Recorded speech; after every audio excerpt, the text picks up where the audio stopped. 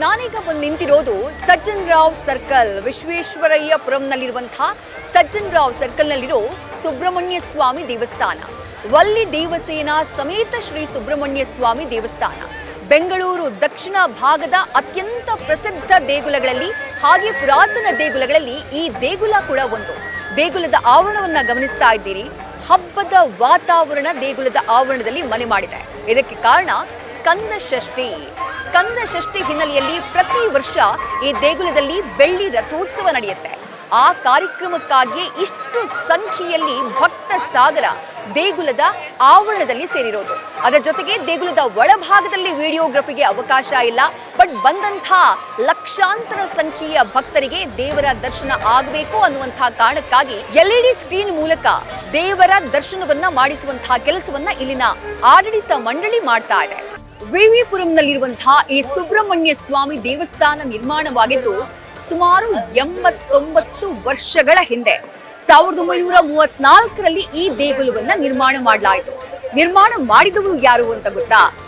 ಬೆಂಗಳೂರಿನಲ್ಲಿ ಮಹಾನ್ ದಾನಿ ಅನ್ನುವಂತಹ ಹೆಸರನ್ನ ಪಡೆದಿದ್ದಂತಹ ಸಜ್ಜನ್ ರಾವ್ ಅವರು ಈ ದೇಗುಲವನ್ನ ನಿರ್ಮಾಣ ಮಾಡಿದ್ರು. 1934ರಲ್ಲಿ ಅವರು ನಿರ್ಮಿಸಿದಂತಹ ದೇಗುಲ ಇದು. ದ್ರಾವಿಡ ಶೈಲಿಯಲ್ಲಿ ಈ ದೇಗುಲವನ್ನ ನಿರ್ಮಾಣ ಮಾಡಿದ್ದಾರೆ. ಸುಂದರವಾದಂತಹ ಶಿಲ್ಪಗಳಿಂದ ಈ ದೇಗುಲ ನಿರ್ಮಾಣವಾಗಿದೆ. ವಿಜಯನಗರ ಶೈಲಿಯಲ್ಲಿ ಇದನ್ನ ನಿರ್ಮಾಣ ಮಾಡಿರೋದು ಮತ್ತೊಂದು ವಿಶೇಷ. ತ್ರಿಕೂಟಾಚಲ ಶೈಲಿಯಲ್ಲಿ ಈ ದೇಗುಲ ನಿಮಗೆ ಕಂಡು ಬರುತ್ತೆ. ಗರ್ಭಗುಡಿಯಲ್ಲಿ ವಲ್ಲಿ ದೇವಸೇನಾ ಸಮೇತ ಸುಬ್ರಹ್ಮಣ್ಯ ಸ್ವಾಮಿ ಇದ್ದಾನೆ. ಮೊದಲ ಗರ್ಭಗುಡಿಯಲ್ಲಿ ಗಣಪತಿ ದೇವರಿದ್ದಾರೆ. ಹಾಗೆ ಮೂರನೇ ಗರ್ಭಗುಡಿಯಲ್ಲಿ ಶ್ರೀಕೃಷ್ಣನ ಸನ್ನಿಧಾನವಿದೆ. ಎಸ್ ಸಜ್ಜನ್ ರಾವ್. ಈ ಸಜ್ಜನ್ ರಾವ್ ಅವರು ಯಾರು ಗೊತ್ತಾ? ಇವರು ಹುಟ್ಟಿದ್ದು 1868ರಲ್ಲಿ ಮದ್ದೂರಿನ ತಗ್ಗಾಲದಲ್ಲಿ ಹುಟ್ಟಿದ್ರು. ತಮ್ಮ ಹಾರ್ಡ್ ವರ್ಕ್ನಿಂದಾಗಿ, ತಮ್ಮ ಶ್ರಮದಿಂದಾಗಿ 1926ರ ವೇಳೆಗೆ ಬೆಂಗಳೂರಿನ ಅತ್ಯಂತ ಶ್ರೀಮಂತ ವ್ಯಕ್ತಿಗಳಲ್ಲಿ ಸಜ್ಜನ್ ರಾವ್ ಅವರು ಕೂಡ ಒಬ್ಬರಾಗ್ತಾರೆ. ಸಮಾಜಕ್ಕೆ ಏನಾದ್ರೂ ಕೊಡುಗೆಯನ್ನ ಕೊಡಬೇಕು ಅನ್ನುವಂತಹ ಉದ್ದೇಶದಿಂದಲೇ ಈ ಸುಬ್ರಹ್ಮಣ್ಯ ಸ್ವಾಮಿ ದೇಗುಲವನ್ನ ನಿರ್ಮಾಣ ಮಾಡಿದ್ರು ಸಜ್ಜನ್ ರಾವ್ ಅವರು.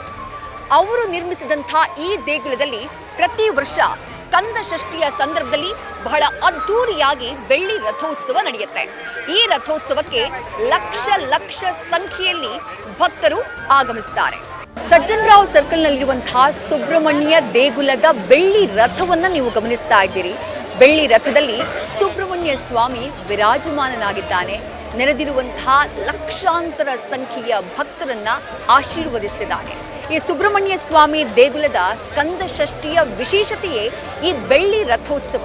ಈ ರಥೋತ್ಸವವನ್ನ ನೋಡೋದಕ್ಕೆ ಅಂತಾನೆ ಬೇರೆ ಬೇರೆ ಊರುಗಳಿಂದ ಜನ ಬರ್ತಾರೆ.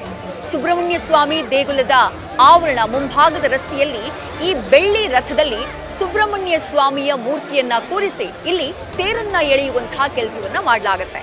ಬೆಳ್ಳಿ ರಥೋತ್ಸವವೇ ಸುಬ್ರಹ್ಮಣ್ಯ ಸ್ವಾಮಿಯ ದೇಗುಲದ ಬಹಳ ದೊಡ್ಡ ವಿಶೇಷತೆ ಅಂದ್ರೆ ತಪ್ಪಾಗ್ಲಿಕ್ಕಿಲ್ಲ. ಸುಬ್ರಹ್ಮಣ್ಯ ಸ್ವಾಮಿಯ ದರ್ಶನಕ್ಕಾಗಿ ಬಂದಿರುವಂತಹ ಜನಸಾಗರವನ್ನ ನೋಡಿ. ನಾನಾಗ್ಲೇ ಹೇಳಿದೆ, ಬೆಂಗಳೂರು ದಕ್ಷಿಣ ಭಾಗ ಇದೆಯಲ್ಲ, ಈ ಭಾಗಕ್ಕೆ ಸುಬ್ರಹ್ಮಣ್ಯ ಸ್ವಾಮಿಯ ಈ ಸ್ಕಂದ ಷಷ್ಠಿ ಬಹಳ ದೊಡ್ಡದಾದಂತಹ ಜಾತ್ರೆ. ವಲ್ಲಿ ದೇವಸೇನಾ ಸಮೇತ ಸುಬ್ರಹ್ಮಣ್ಯ ಸ್ವಾಮಿ. ಈ ಸುಬ್ರಹ್ಮಣ್ಯ ಸ್ವಾಮಿ ಕ್ಷೀರಪ್ರಿಯ, ಜೊತೆಗೆ ಆರೋಗ್ಯ, ವಿವಾಹ, ಸಂತಾನ, ಶಿಕ್ಷಣ, ಕೌಟುಂಬಿಕ ಸೌಖ್ಯ ಇದೆಲ್ಲದಕ್ಕೂ ಎಲ್ಲ ಸಮಸ್ಯೆಗಳಿಗೂ ಈ ಸುಬ್ರಹ್ಮಣ್ಯ ಸ್ವಾಮಿ ಪರಿಹಾರವನ್ನ ನೀಡ್ತಾನೆ ಅನ್ನುವಂಥದ್ದು ಇಲ್ಲಿ ಬರುವಂತಹ ಭಕ್ತರ ನಂಬಿಕೆ. ನಾನಾಗ್ಲೇ ಹೇಳಿದೆ ಈತ ಕ್ಷೀರಪ್ರಿಯ ಅಂತ ಹೇಳಿ. ಅಭಿಷೇಕದ 100 ಲೀಟರ್ ಅಮೃತ ಪ್ರಸಾದವನ್ನ ದೇವಾಲಯ ಬಡ ಹಾಗೆ ಅನಾಥ ಮಕ್ಕಳಿಗೆ ನೀಡುತ್ತೆ ಅನ್ನುವಂಥದ್ದು ಈ ದೇಗುಲದ ಮತ್ತೊಂದು ವಿಶೇಷ. ಈ ಸುಬ್ರಹ್ಮಣ್ಯ ಸ್ವಾಮಿ ದೇಗುಲವನ್ನ ನಿರ್ಮಾಣ ಮಾಡಿದಂತಹ ಸಜ್ಜನ್ ರಾವ್ ಅವರು ಬಹಳ ದೊಡ್ಡ ದಾನಿ, ಪರೋಪಕಾರಿ ಅನ್ನುವಂತಹ ಹೆಸರನ್ನ ಪಡೆದಿದ್ದವರು. ಅದಕ್ಕೊಂದು ಉದಾಹರಣೆಯನ್ನ ಕೊಡ್ತೀನಿ.